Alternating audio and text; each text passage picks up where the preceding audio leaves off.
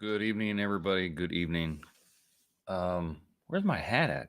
I don't want my bald head to like blind you. I gotta find my hat. I'll be right back.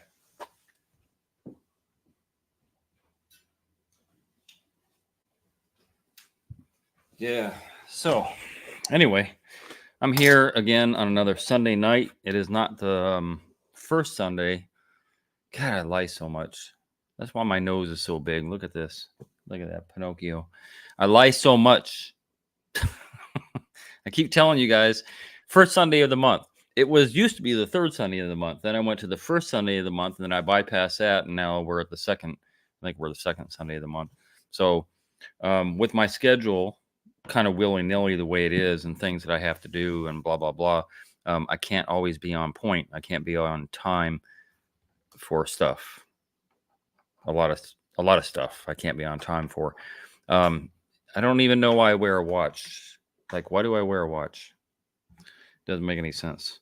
Anyway, so this is a live chat. So you're wondering, why is this tile guy that I follow, or maybe you don't follow me, why did I get a notification popping up saying that this tile guy is going to be doing a live stream, or is doing a live stream? And so I always start my live streams the same way, because I get a lot of new subscribers during the course of the month, and a lot of people don't know why they get the notification as to why I'm doing a live stream. So let me explain that real quick. I can't do anything quick when I talk. Basically, I used to get monetized on YouTube back in 2016 into 17. Sorry, 2015 into 16, and then 2016 I got demonetized. I don't know why. Google won't tell me. YouTube won't tell me. I can't communicate with them.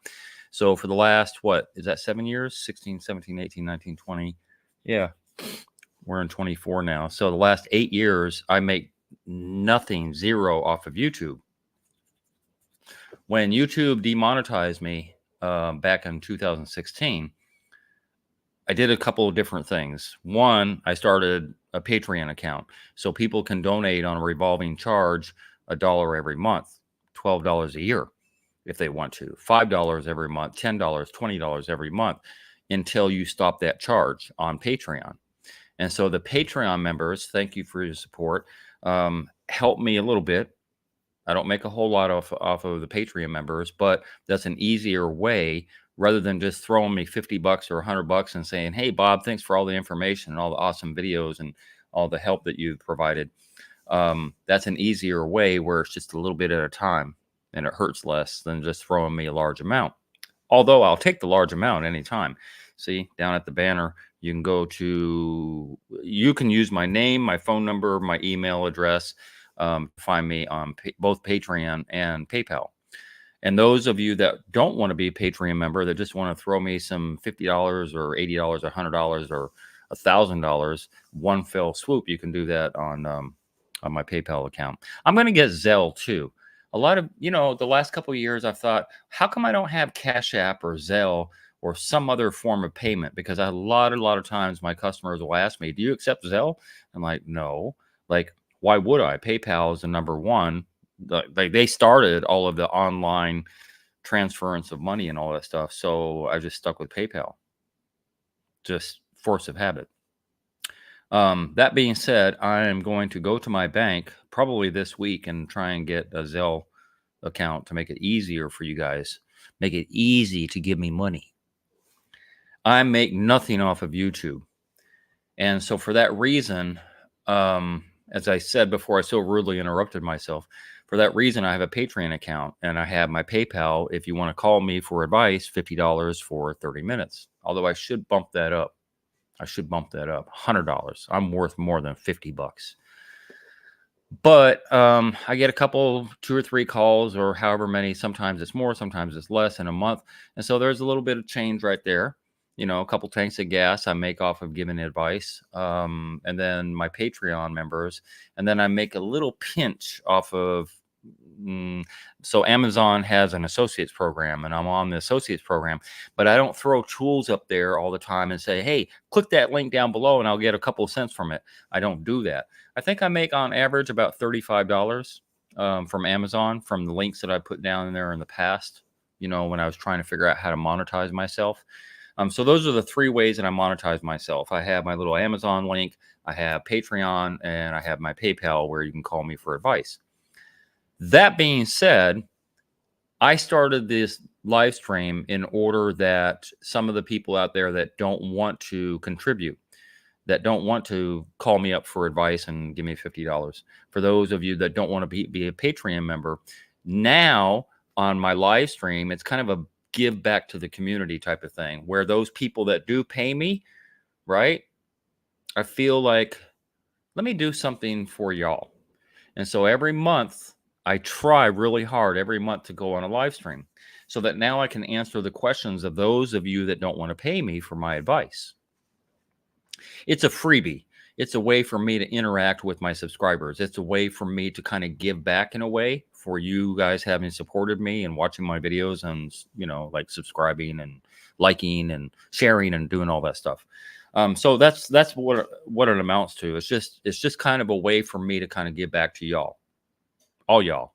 I've been in the South too long. So that's why I'm here. And hopefully that's why you're here. If you have some questions, sometimes I have little objects. I have a drain, or I have little, I don't know, things that I can hold up where I can explain things better. Because if I was standing in front of you, right, then when I do a consultation or when I go on an estimate or something like that, I can physically show my customer, my homeowner, or whatever, how things work.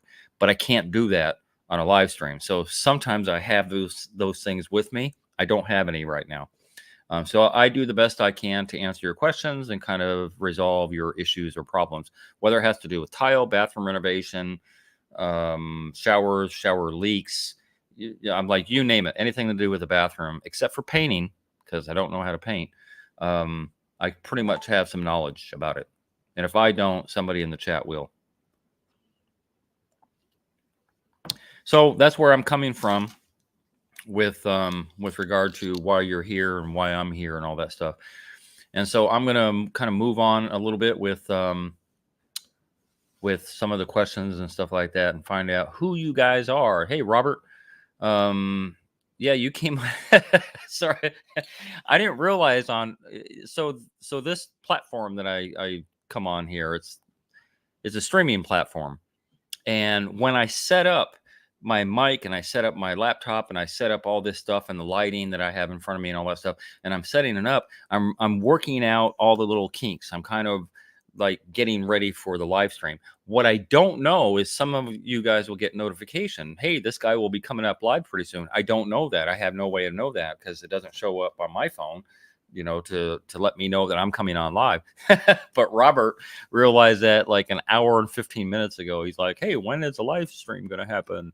And then I didn't even notice because I was busy doing other stuff around here.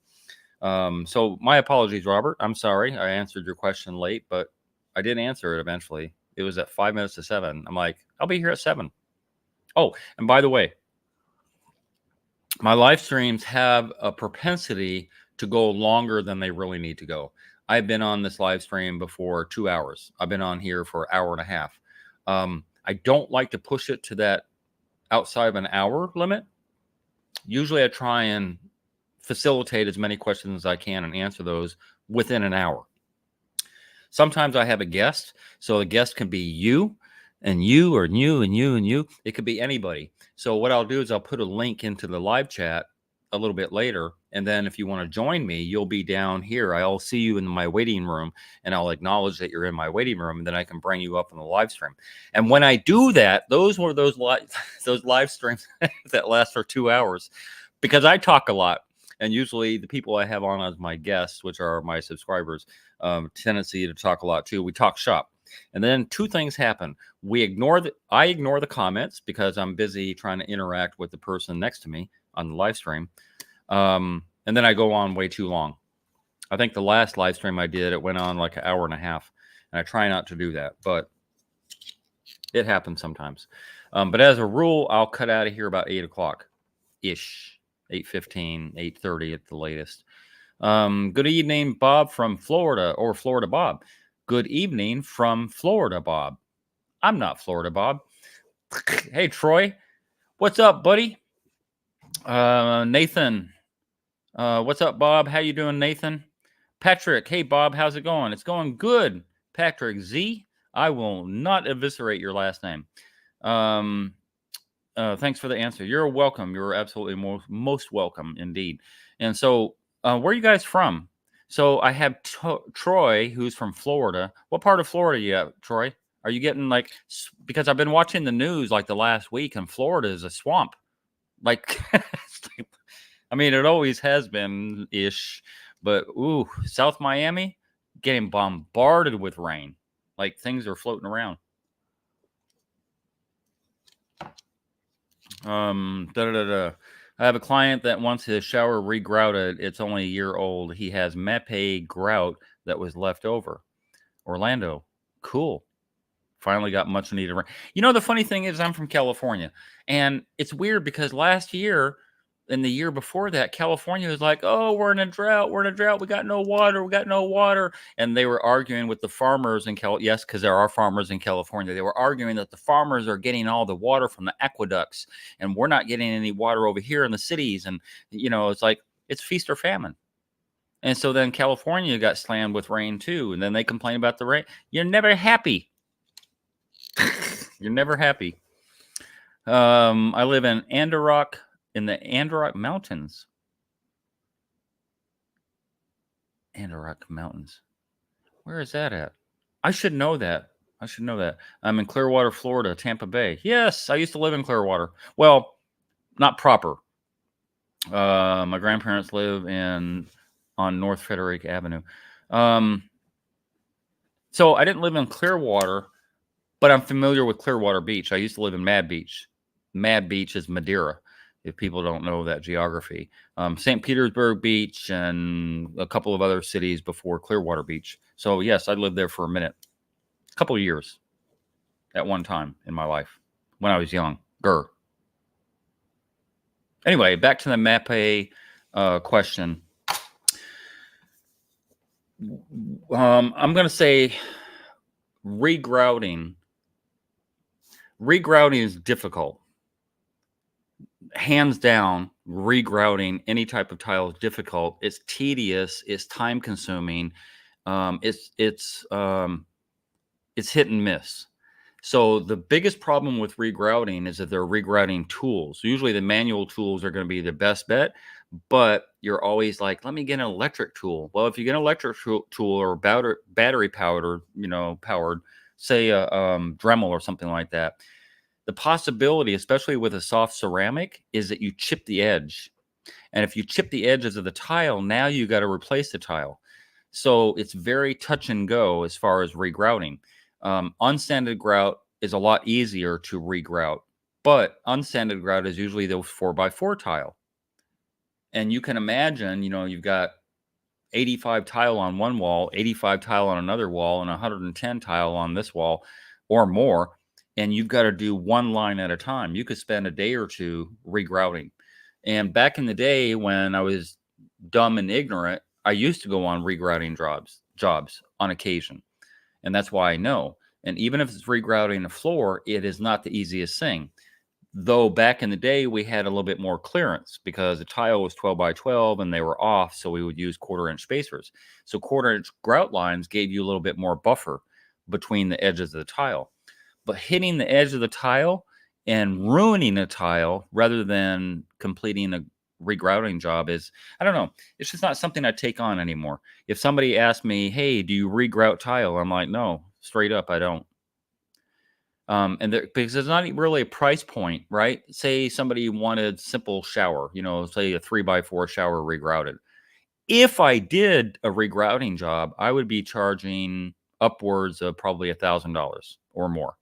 And people would not want to pay that because that's the only way that I would justify in my mind all the time and attention to detail not to hit the edges of the tile. Ceramic is even worse because, again, soft stone.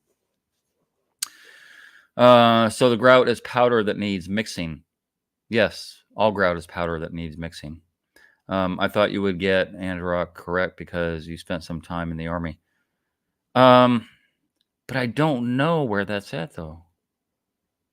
Adriana, Andre. I thought no. Sorry, I can't pronounce it. I thought it was Androck, but it's not Androck. There's no N in there. Yeah, I went swimming at Clearwater Beach this morning. Yeah, I like Clearwater Beach. Well, ish. You know, Clearwater Beach is too touristy for my taste, so I try and stay away from there. But it's good people watching. From what I remember, I think it was Watertown, New York. Speaking of grouting a shower, I remember you talked about an additive for a shower grout. What is the best? What is the grout and the additive you recommend for a shower? Um, Maybe he wants to look bright and clean. Yeah, no doubt. Kaboom! What's up, buddy? Kaboom is in the house. There's no to say there's a better grout than another. It's very. I can't contextualize. I can't say this grout because it mixes this way or whatever. There's not really a hard fast rule on what's a better grout.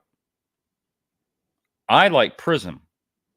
Prism is my go-to grout. I use it on every job I have, whether it's unsanded application, which would be very, very small grout line, and or a natural stone that you don't want to scratch. Prism is the go-to grout because it will do those things.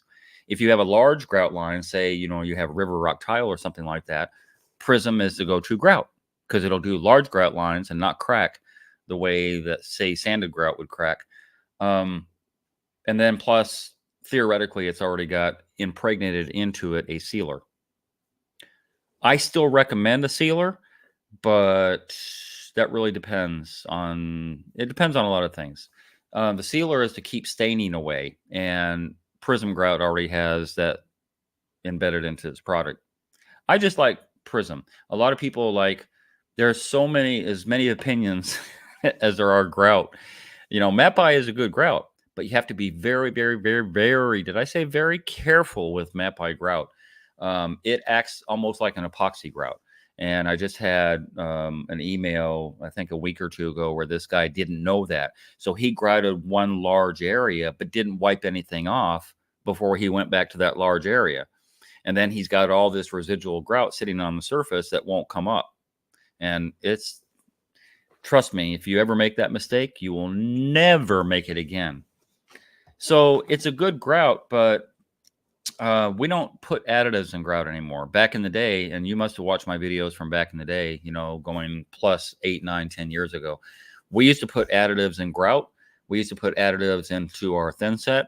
It's a liquidy type substance that kind of smells like vinegar. And I don't even know if they sell it anymore, but the additive would be, for example, if you're doing tile work, the difference between Schluter in particular says unmodified thin set, right? As opposed to modified. So what the additive did is it modified the thin set and it modified the grout, which made it stronger. But with the products that we have out now, there's really no purpose to use an additive. In fact, they don't even recommend it. It's just straight water because the grout's so much better. Again, Androck, Upper State New York. Oh, that's what I thought. Androck. I'm saying it wrong. Upper State New York. The only time in the Army that I was in New York would have been Fort Drum, and that's up by where's it at? I forget. Somebody will chime in. It's upstate New York, and we went there for cold weather training. And believe me, we got some cold weather training up there. So that's Fort Drum. That's where it's at, Fort Drum, New York. We went up there for a minute, and I was glad to leave. That's all I know about any Army bases in New York. Happy Father's Day, Bobby D. Thank you, Mr. Kaboom. I appreciate that. I don't know if you're a father or not, so if you are, happy Father's Day to you. But thank you very much. I appreciate that. Well wishes. Yeah, happy Father's Day to all you good men out there. Absolutely. And some of the good women out there wear two hats. So I have a couple in my phone where I shout out a happy Father's Day to them too, and Mother's Day, because they wear two hats and they do both jobs. So therefore, they deserve the praises as both mother and father.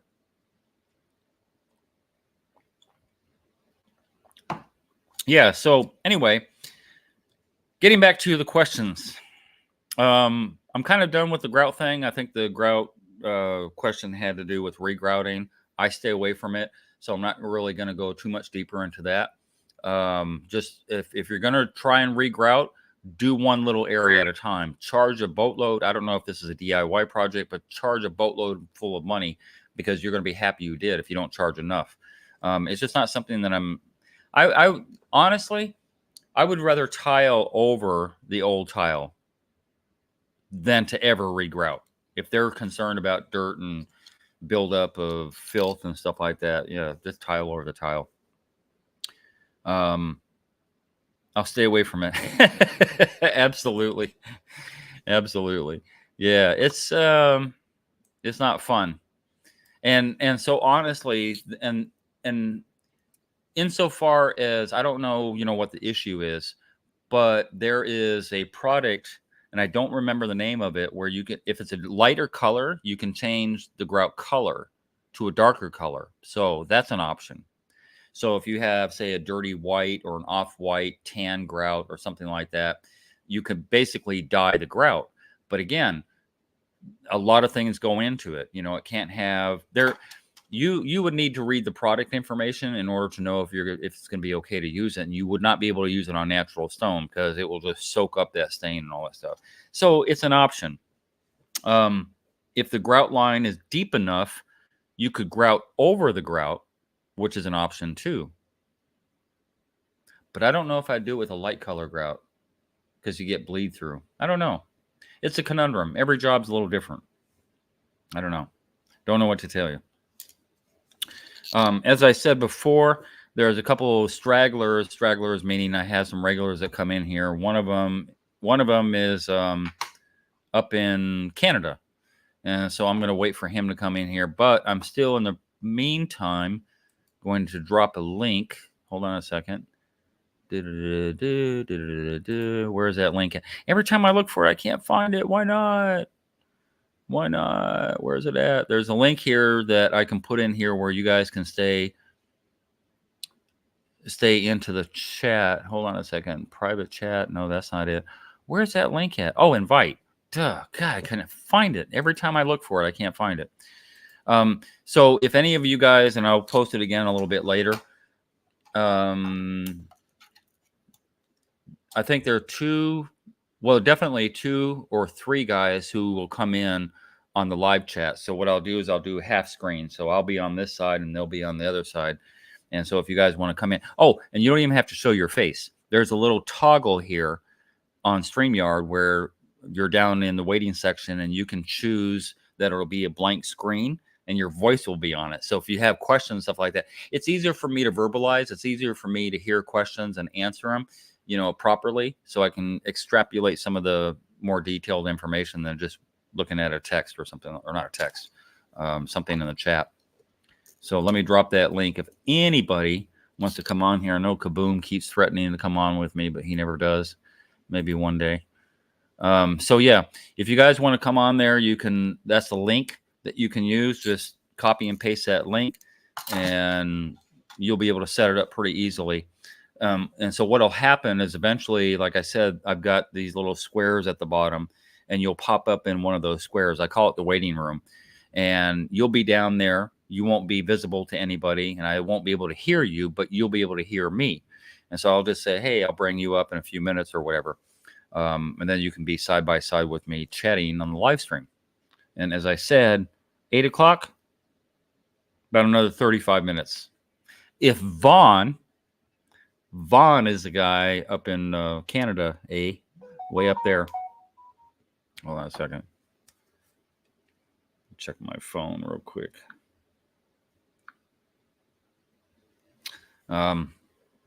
Yeah. Vaughn is in, I don't even know what town he's in. I say Ottawa. I can say, I think he's in Ottawa. I don't know Canada well enough. I can't tell you that. Toronto, something like that. Hey, George, what's up, buddy? Hey, Bob, if you don't care about depth of the tile, you could just prim grip over the existing tile? Yes. Maybe demo valve wall if moving or replacing. Otherwise, who gonna know? You already proved is waterproof with a cardboard box. Yeah, kaboom, kaboom. You're always saying that you're driving to work. I've heard that before. Not right now. Kaboom. One day you'll come on. You can't help it. You're one of my longest subscribers. George, if I don't care about depth of the tile, couldn't you just prim grip over existing tile? So maybe demo wall valve if moving. I don't know that I've tiled over tile on floors numerous times. Well, probably half a dozen times. I've tiled over a tile floor many times because I can overcome the depth, like you were talking about, if the tile is small enough or not thick enough or whatever. There are transition strips, both wood, which would be oak, and all the oaks are variations of the color that the oak would be. So you could do cherry oak, or you could do, they even have bare oak. And then that oak is like an airplane wing. And I have a piece out in my truck, but it's like an airplane wing. And so it goes to the highest level, which is going to be about that half an inch to maybe almost, it's pushing about 3/4 of an inch on the fat end of it. And that's a perfect height because you have your tile and backer board, and then you have more tile on top of that. So you're right at about 3/4 of an inch. So you should be a smooth transition from that oak strip, and then it just kind of slides down so that you don't trip over when you're going into the bathroom or whatever room you're tiling over. They also have, Schluter also has that same type of thing. So if you wanted the metal transition strip, it is shaped like an airplane wing also. And so you could slide that in there and therefore avoid that trip hazard. But as far as walls go, I have never ever tiled over tile on a wall in a shower because I don't know how to overcome the edge, except for the same. Nah, you wouldn't be able to do that. The Schluter strips, and when I say Schluter, it's just basically it's like if people don't know, it's like a metal strip where you just see, and I think the biggest one is half an inch. I think they're not going to have a 3/4 inch thick Schluter, so I don't know how to overcome that on the edge of the wall. But you're right. If you had to change the shower valve, then you could bust out a little bit of tile around there, and you could still get to it. I don't know. It would be interesting. The back wall wouldn't matter because you're going all the way up to the ceiling, but the two side walls, how to end that would be the conundrum. So interesting question. Not sure how it would be interesting to see if somebody's done that before. It would be interesting. But yeah, Prim Grip is awesome. And Prim Grip, for those of you who don't know, because I always assume when people come into my chat, they're like, oh, we watched your videos before and all that stuff. And a lot of people haven't. So Prim Grip is this gray substance. If you guys are familiar with any type of the products, waterproofing products like AquaGuard, Hydroban, Aqua Defense, AquaGuard. Sorry, that's the wrong one. Aqua Defense, Hydroban, 8+9, a bunch of them, Red Guard and stuff like that. So it's in that same family, or it feels like it when you're painting it on, but it has silica in it. Definitely has silica, and the silica makes it rough. So think of a cat's tongue, right? When you run your hand across the top of it, it's like sandpaper. It's awesome stuff. And one coat goes on. Now, I've tried scratching it off before, and it doesn't scratch off very easily at all. It really sticks to even a shiny tile. It will stick. I usually use 2 coats just for kicks and giggles because I have a big enough container where I can put 2 coats on, and then I can tile right over it with no compunction about it whatsoever. As long as the subfloor is stable and it, no deflections or anything like that. It's an awesome product, and it's waterproof. Because me and my friend Ron were debating whether or not he was going to do tile over tile on a shower floor. but he wanted to make the next layer tile under it waterproof. So we were debating whether to use Red Guard and Aqua Defense and then tile, or should it be, or Prim Grip rather, sorry. Should it be Prim Grip and Red Guard and then tile, or it should be Red Guard and then Prim Grip? And so anyway, one day I did the cardboard box thing, right, where I put different products in cardboard box to see if it's actually waterproof, if the cardboard gets wet. And Prim Grip did not get wet. I painted the cardboard box with 2 coats of Prim Grip and let it set for like 3 or 4 days, and no, so it's waterproof too. That's why it's awesome. Yeah, I love Prim Grip for what it is. So yeah, cool. Nobody's in the chat. Is there a game tonight? Did I miss something? Is there a baseball game or something? It's like I had like, I don't know, 15, 20 people at one point. Now it's dribbling down to like 8 or 9. So I'm going to end this live chat. I'm not even going to bother. Like, I'm not going to talk to myself. So if y'all aren't asking me questions or whatever, I'm going to end the live chat. I just figured I'd jump on here real quick because I know it's been, a month and a half, 2 months. I think it's been 2 months since I've done a live chat. And I just feel like I'm lazy. Like I'm not lazy because I've been doing stuff. I've been very active lately and trying to take care of this and that. And I got a bunch of stuff running in my head. Like I could be doing stuff right now because it's still daylight for 2 more hours. And like, let me just force myself. Last Sunday, I was going to force myself to stay at home and like do this live chat. And I didn't. I ran off and did my errands. I ran off and did everything else, and I put you guys on hold. So I said, no, I got to quit procrastinating. Let me get this live chat out of the way, just in case there must be a game or something going on. Sunday is usually a pretty good day to draw an audience, but not tonight. So I'm going to move on and get on with my evening and get some dinner made and do some other stuff. What is the best tile for a shower floor?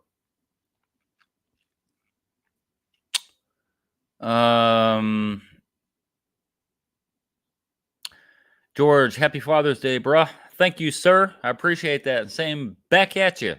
Back at you. The best tile for a shower floor. Thank you, Troy. What's left of it? I think there's like 6 hours left of the weekend. 5 hours, something like that. There's not a pat answer for the best tile for a shower floor.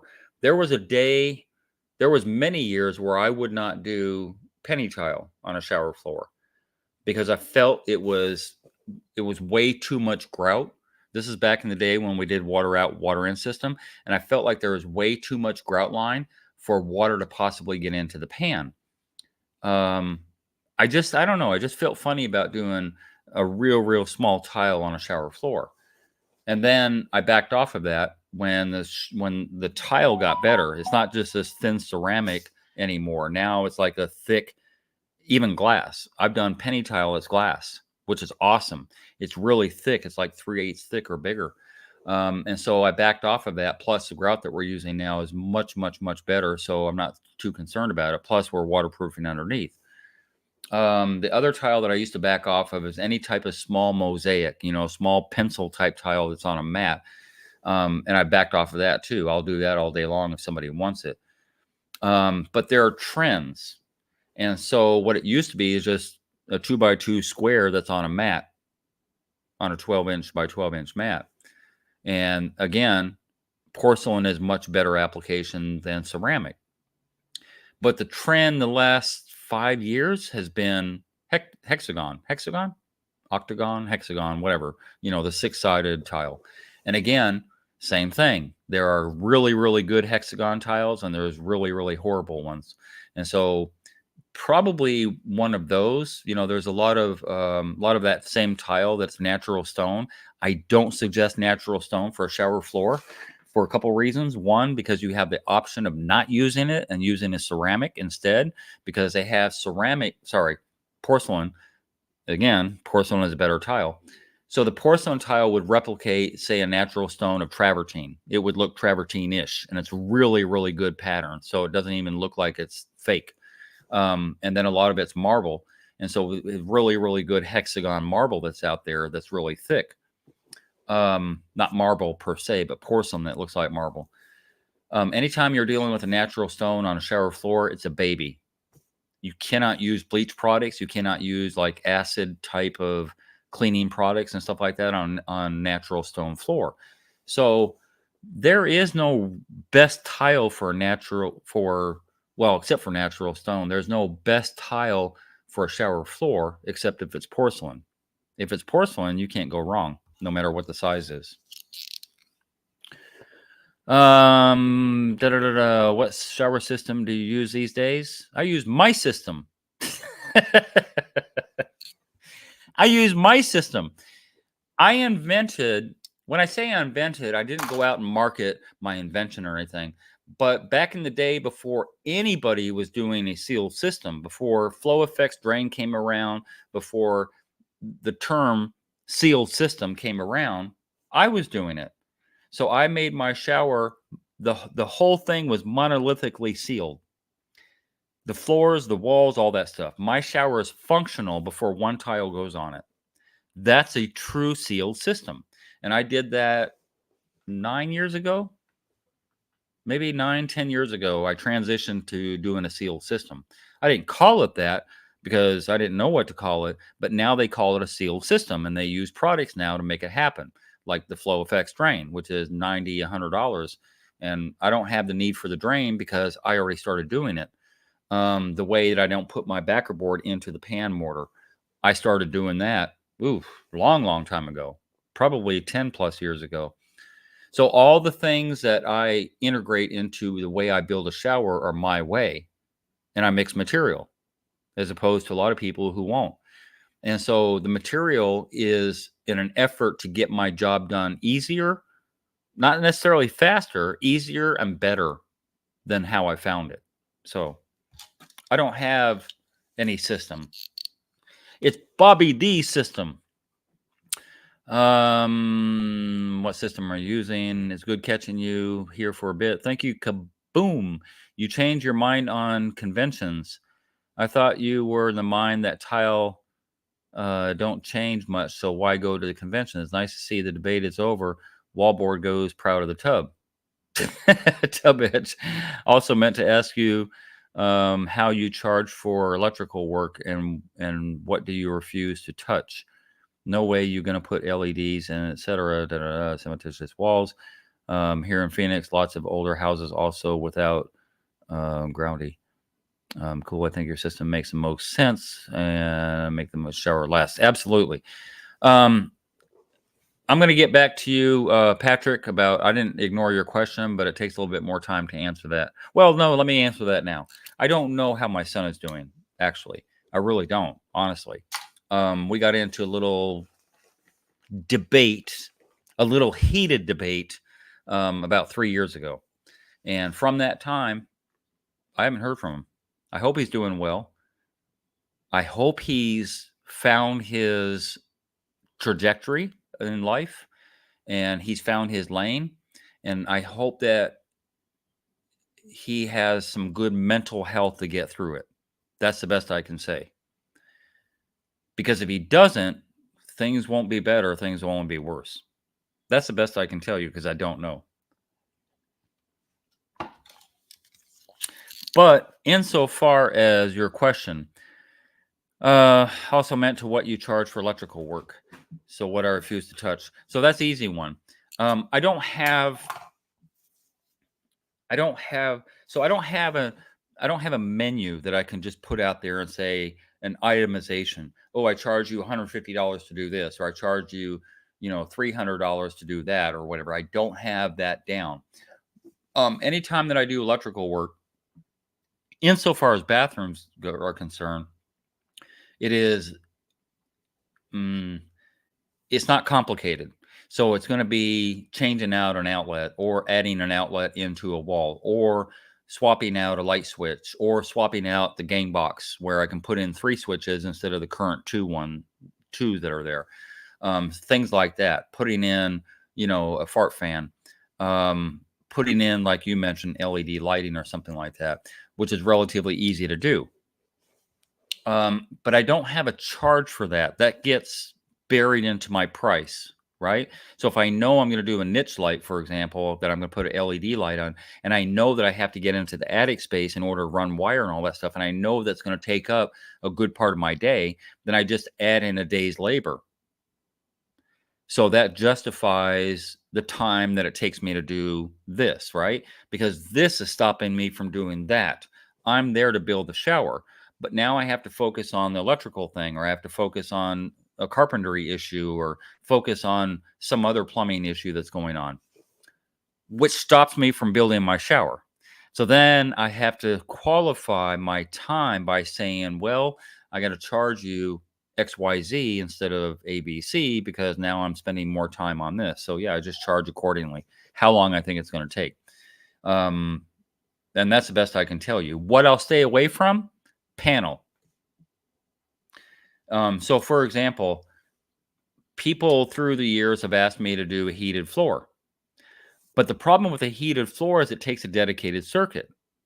So if your panel box is way over there and your bathroom is way over there, from one end of the house to the other, from the garage where the panel box is at to, 2 floors up to where the master bathroom is, you got to run a dedicated line somehow through the wall.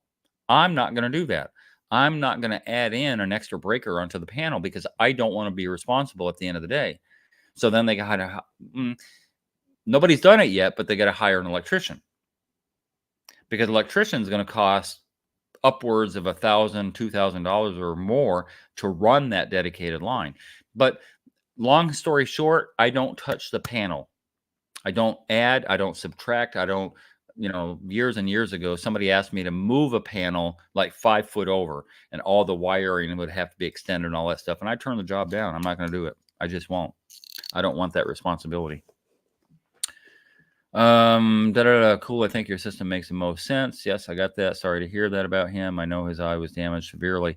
Yes, it was. And that's part of his mental health issue that he has to get through, because I can't help him through that. And that was part of the reason that him and I kind of parted ways, which is a shame, but nothing lasts forever. So hopefully he'll get good with himself and me as well at some point.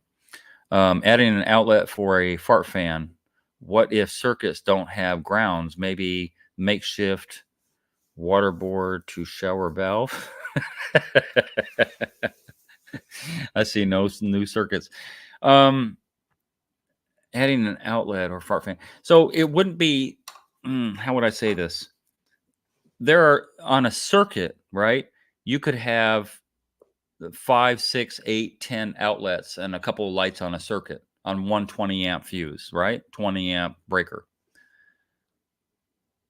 By adding one on, they're not assuming that you're going to be plugging in your blender over here, your toaster over there, your vacuum cleaner over here, and then, your light goes on in your bathroom and all of a sudden the breaker trips. They're not assuming that at all. So there's enough leeway with just a fan running, which doesn't run a lot, and it's like temporary, right? There's enough leeway where you can pigtail off of an outlet. So the GFI outlet, for example, is what I would pigtail off of to put in a fart fan. In that same light, I could pigtail off of that outlet to add another outlet. So little incremental things like that, yes, I would do. But as I said, it's not drawing a lot of amperage. Things that draw a lot of amperage, jacuzzi tub, heated floor, things like that, need a dedicated circuit. And I don't touch that. I'll touch it after the fact. I'll put the jacuzzi tub in, or, I'll wire the heated floor or whatever, but I won't do anything with the panel. GCFI can help with no ground. With a no ground. Well, that kind of is conflicted. That's conflicted because GFI specifically is supposed to be a ground fault interrupter. The ground fault interrupter needs a ground. So if there's no ground, and I've seen it done before, people pigtail off a neutral or something like that, and then no, because then your white side is hot too. Like I've touched the white side, and it's not supposed to be hot. And I've seen that before. I've felt that before. That's a little bit of a conundrum. And and a funny thing too is that a lot of people out there There's a guy on YouTube, the handyman or something like that, and he gets mad views on his videos, and he'll take on any job. He'll do tile from plumbing to electrical to this and that, da, da, da. And I don't know how quite he got his knowledge, but I'm going to say that there are certain things I stay in my lane of. I stay in my lane. I have hired contractors for myself where I'm not going to put in a drop ceiling because they can do it more efficiently and better than I can. Could I do it? Yes, but it won't be as good. Hired somebody to do siding, hired somebody to do roofing, all those things that I don't do, I won't do. I stay in my lane. If I'm confident in my skill to do it, like minor electrical, like most plumbing, then I will do stuff like that. But I'm got to be confident in that. There was a customer that I had maybe a dozen years ago, and he bought this real funky tub faucet setup online made out of China and all that stuff. And I, for the life of me, couldn't figure it out. And the directions were in Chinese, translated to English, which wasn't very good. And I told my customer, "You're going to have to hire a plumber." And the plumber came out and put it in. And I felt bad because it's kind of a jab to the ego, and men are ego driven. And it's like, oh God, I gotta hire a plumber. No, I can do this. No, I can't. So at some point you got to know your limitation. And I knew my limitation that day. I wasn't going to mess with it because if I messed with it and messed it up, then it's my dime. I got to pay for a replacement valve. And there were 3. Yeah. Anyway, it was complicated. I'm saying to cover your ass, only no moving panels. Yes, exactly. I remember customer had that engineering company do framing. Yes, exactly. And that sucks too because they're an engineering company. Like if anybody should know, they should know. And the same setup that I hired them to do was a mock setup that they had in their office. So when I talked to the owner, I said, you guys are an engineering company. And then I looked to my right and I'm like, you do this. You've got this mock setup right there in your showroom, office, whatever. When you walk into the foyer area, there's a setup right there of exactly what I needed done. And they messed it up. I don't know. Why people take on things that they have no business taking on. They came twice, remember? Yes. You said they could have done the framing, but without the fancy stamp.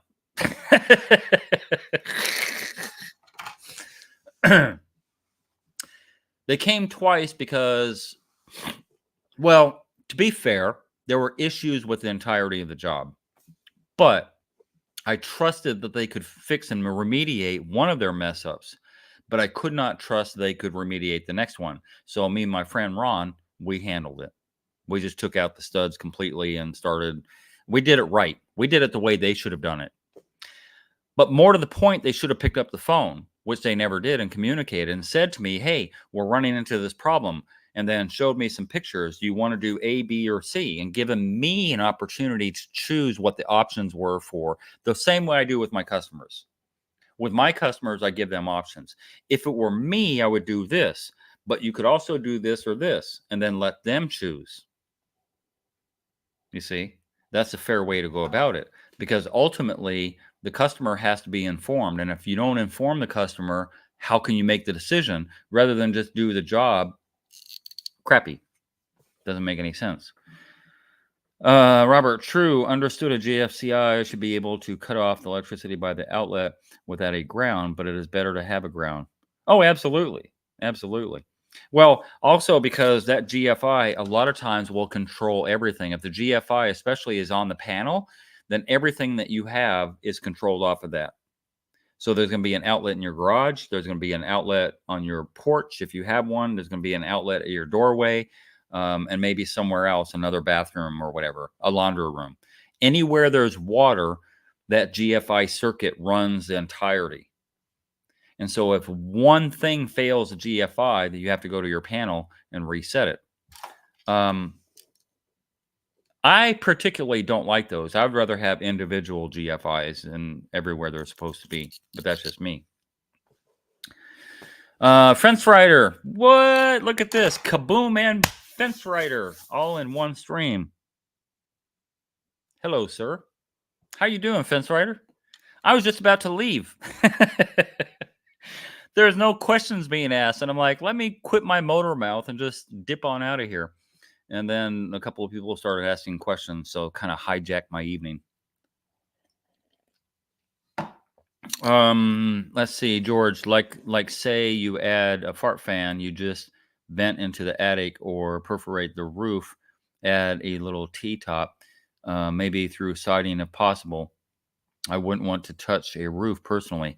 Well, so that being said, most fart fans are not vented properly the way they're supposed to be. It's a very, very humid climate in the South. And I don't know where that starts, probably up in Kentucky or Ohio. And as you go further south, the more humid it is, very humid in Georgia and extremely humid in Florida.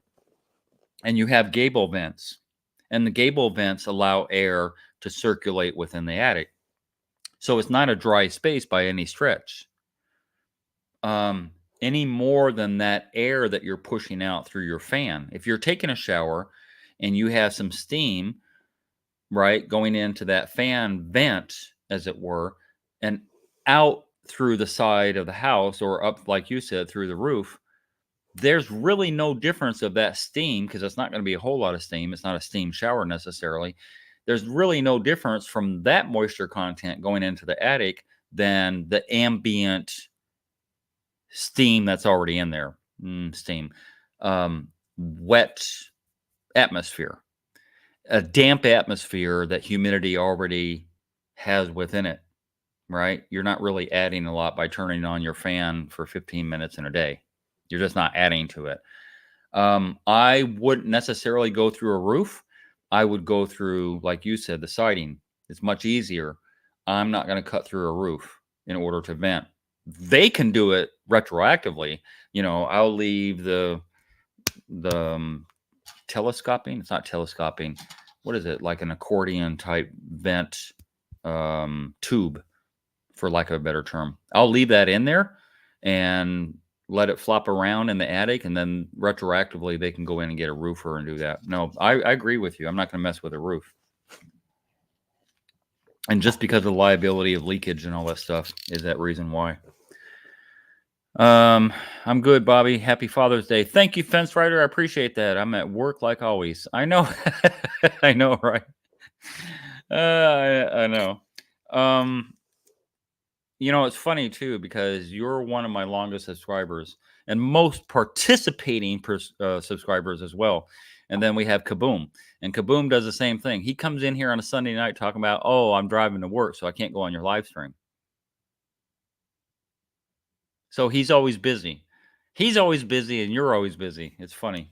It's just entertaining to me. My biggest subscribers are never. You're okay watching my live stream, but you're never okay coming and jumping on camera with me. I'm just saying. I gotta ask, man, how's Sal in person? You meet anyone else? So here's the thing. One of the reasons that I never went to coverings is because there is a website out there, a tile forum, John Bridge. And so any tile guy that's been around for a while knows about the John Bridge forum. And John Bridge forum is a bunch of grown adult men acting like children, where they say something sarcastic. If you chime in and say something that they disagree with, then they kind of jump on you and all that stuff. It's just like most forums are, they don't have behavior. They don't have the same behavior as if they were in front of you, because what we call keyboard warriors. And so that's how I ended up running into Sal to begin with, because I joined one of the chats on the John Bridge forum that has found out a bunch of children that are on that site, kind of pushed me away from that. So, and then in that same light, the little diatribe that him and I would have was never a phone call, which would have been appropriate, right? If you have a disagreement, a phone call at the very least. An email would be secondary because I'm not really into emails and trying to respond to them. But no kind of communication have we had back and forth one-on-one through text or email or even a phone conversation. And so I just let it go. Like I said on the last video I did years ago, he's in his area, I'm in my area. We're not beholden to each other. We're not even closely related in the type of work that we do, like we're just different. And so I just kind of let it go. I assume that if I went to coverings that I would run into some of that backlash. I would run into some of those people on John Bridge that were acting childish, that I would be in a defense posture the whole time. And it wasn't that way. It was actually just the opposite. There was a boatload of people there the 3 days that I went, and I think it was a 4-day event, so I only missed, I think, the first day? I don't know which day I missed, but it was a 4-day event, and I went to 3 of those days. And there was a boatload of people from everywhere.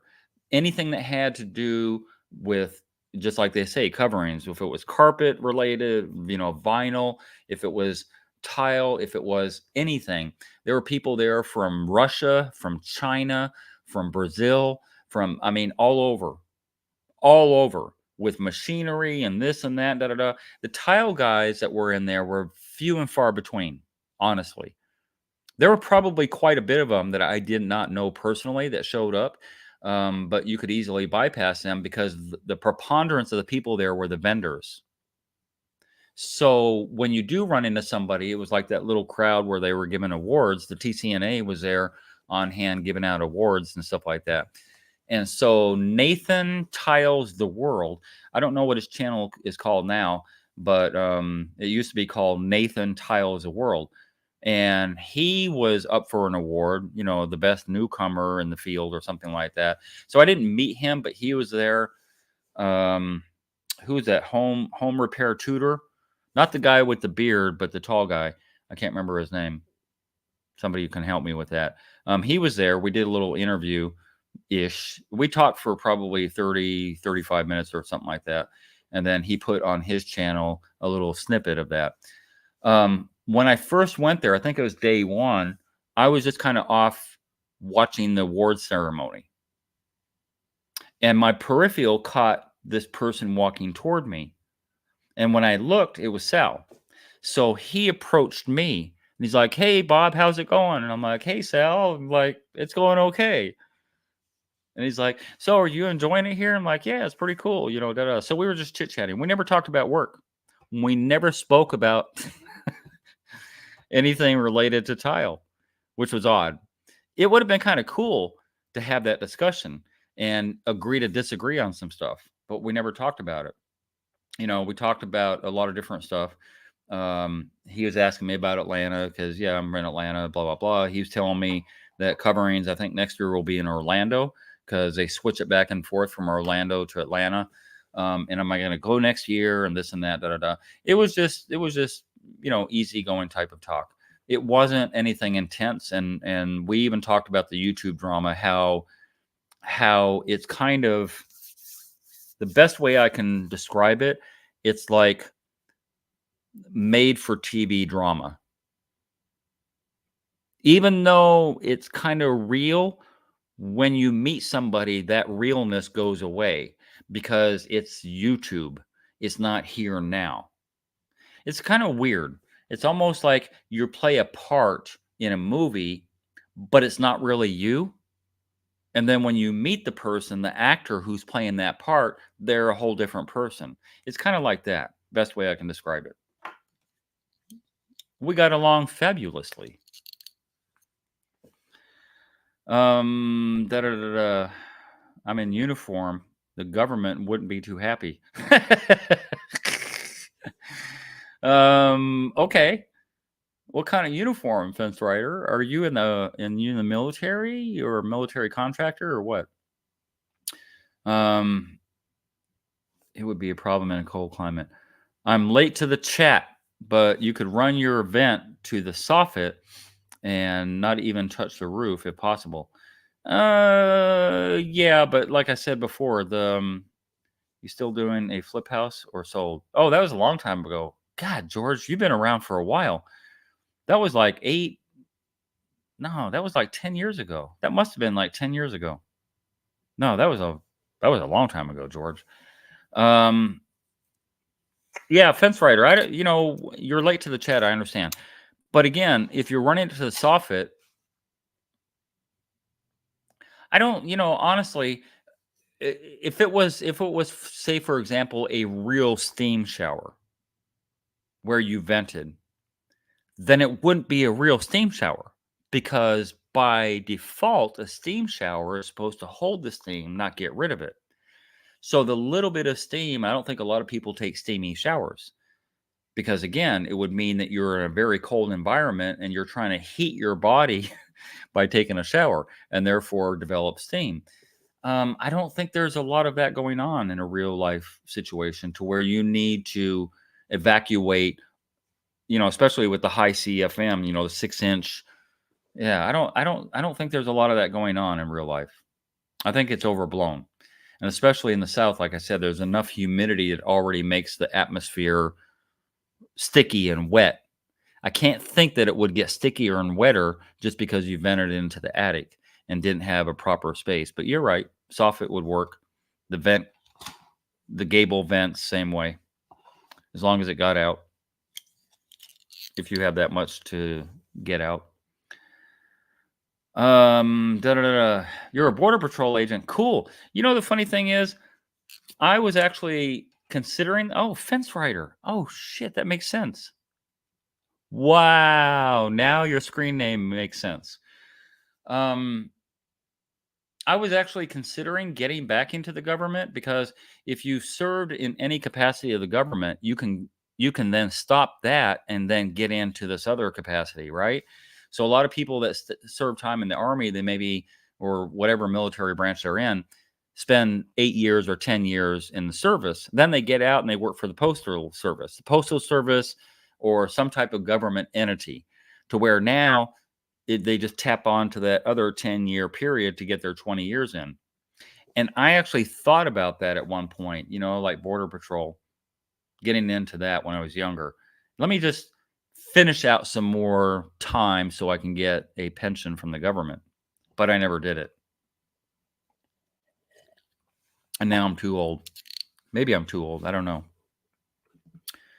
Um, that's why I can never get into your chats. No, I feel you. I feel you. I get it now. I thought it was just a regular event you all were talking about. Well, it was a fart fan, basically. Yeah, just a regular event. That usually goes above the shower. Sometimes it's above the toilet. Sometimes it's between the toilet and the shower, but most of them are not used. I don't use mine. I don't think I've ever used mine at any of the three houses that I had. There's a certain humidity factor that is inherently in the South, but there's also that humidity factor that keeps your AC running. So you still have kind of a dry, somewhat dry environment within your house.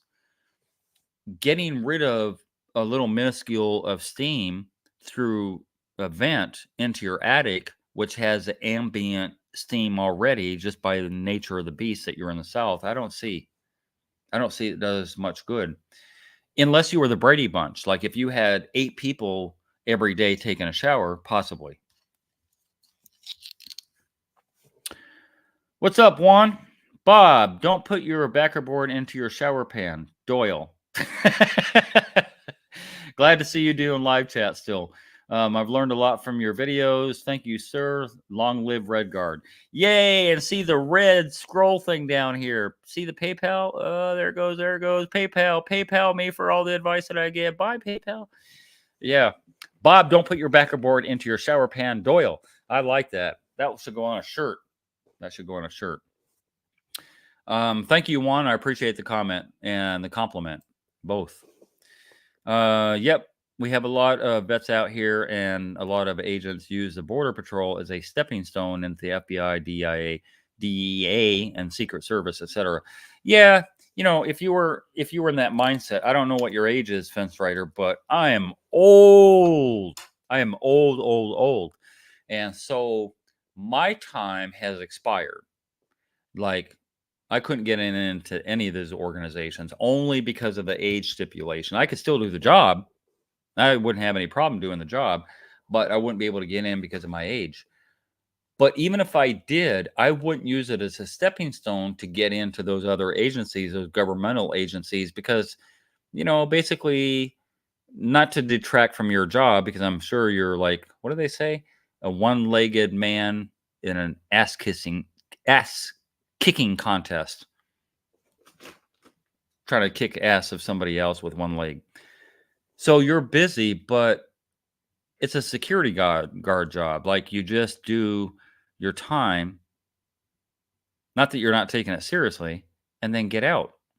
The whole idea is to grab that pension so that you have that pension. Plus, if you're lucky, that's 20 to 40. Sorry, 20 to 40. Yeah, 20 to 40, and then 40 to 60. You've got two pensions with two different jobs, and then your Social Security on top of that. So now you're rolling in the dough when you get ready to retire. That would have been my focus. My focus would have been, just let me do my time and get out.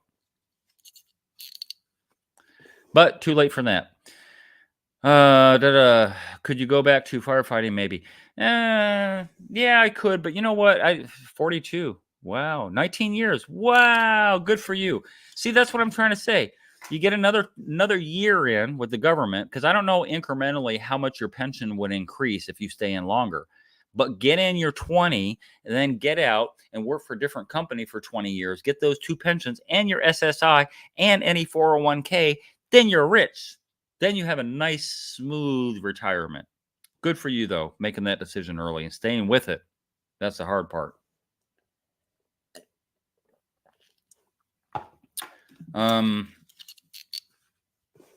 What is next vacation, Jamaica or back home, California?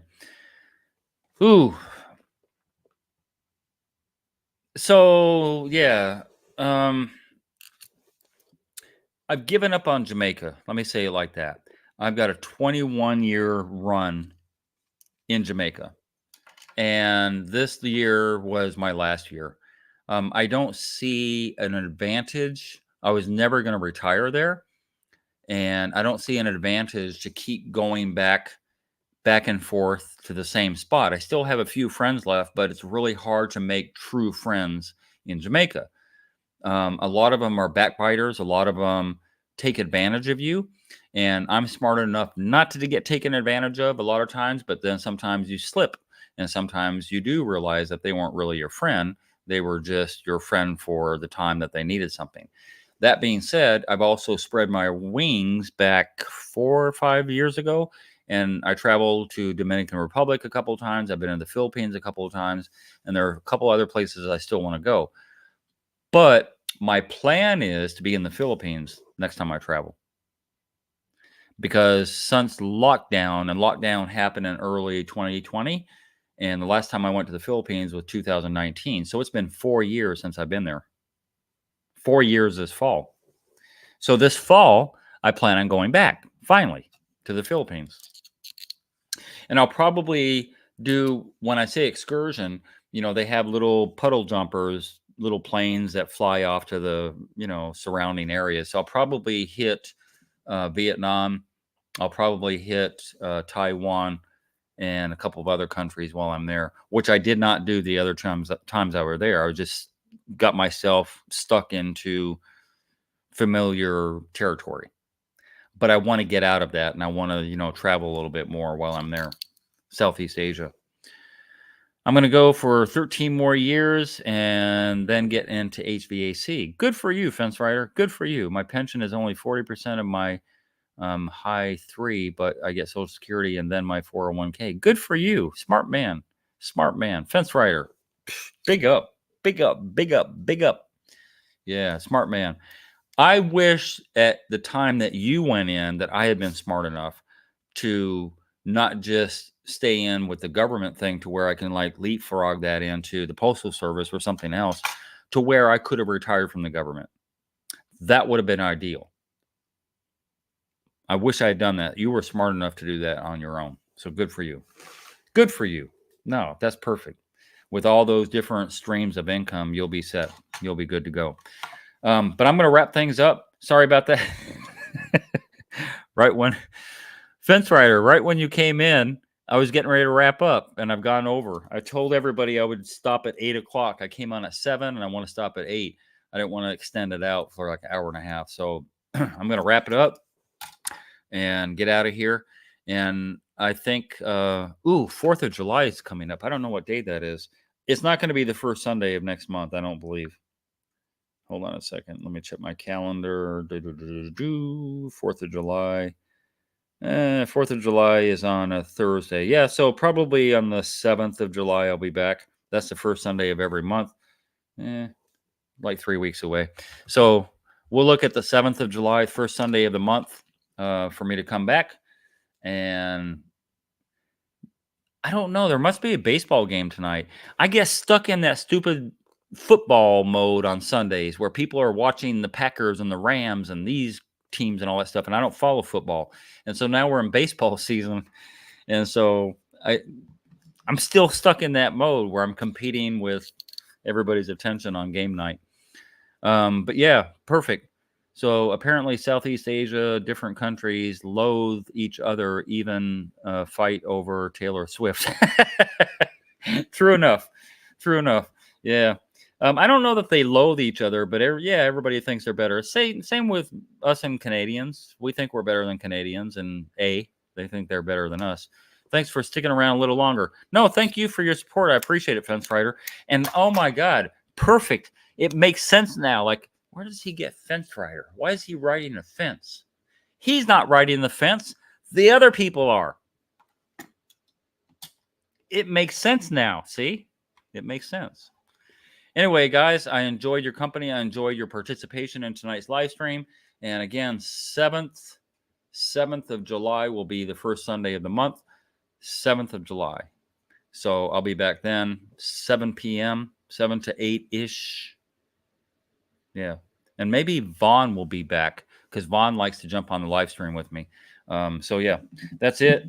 Enjoy your Sunday evening, what's left of it. Enjoy your work week coming up. I'm going to enjoy mine. I've got a project coming up I'm looking forward to. I'm tearing out that marble shower. I'm tearing out about 20, 22 inches down. So all that and the bench is going to go away and all that stuff. And I'm going to be able to find the failure, which I already believe I know what it is. So I'm going to be on that job starting off tomorrow. So cool. You will see that video coming up shortly. But have a wonderful week for all those of you guys that need or that are going to go back to work, except for you, Fence Rider, because you're already at work. And Kaboom, who's already at work. A lot of you work Sundays. What's up with that? Anyway, have a good night, guys. Until next